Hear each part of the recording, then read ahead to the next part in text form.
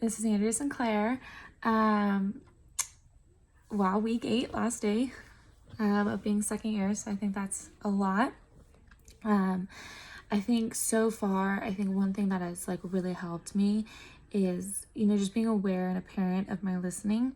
I feel like we all kind of struggle with it and it just takes time to kind of get used to it, but I'm really good with multitasking until it comes to listening a little bit, in a sense of, I guess, in a way, when like a client says something but they continue to talk, I get stuck on that one thing going, okay, I can't forget to mention this, and then I kind of miss out on some other things that they like say or discuss. So I feel like that's something that I, need to work on still, but I've also come a long way to where I've realized it and I've kind of put a stop to it now that I'm aware of it, I guess, in a sense, and I've been able to move forward with everything. So I think that's something that I guess is more of a strength and I continue to work on, which will continue to become a strength.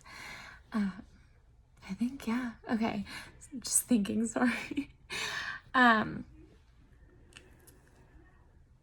I guess that also kind of falls into showing improvement at the same time.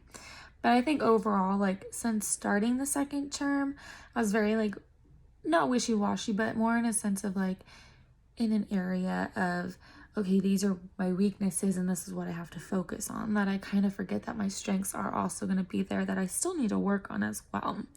And a lot of my strengths is I am able to relate to a lot of the kids that I see or parents I talk to.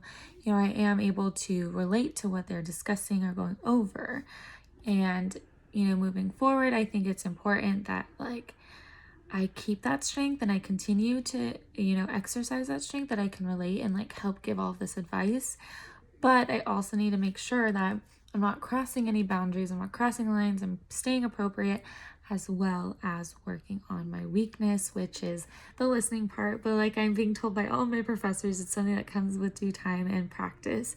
So I just hope that I continue to grow through the next course, like couple courses until December. And my supervisor is amazing. She's very cautious of talking to me about things. And, if something arises or whatever, I email her immediately. So I think, between those, I think those are like the main things that I either need to work on, continue working on, and also make sure that like I'm not forgetting about my strengths. And just because they are my strengths doesn't mean like I don't need to work on them. But just like everyone else, there's so much that I need to still learn and still practice and still continue working on. But thank you so much for this first term. Can't wait for next week.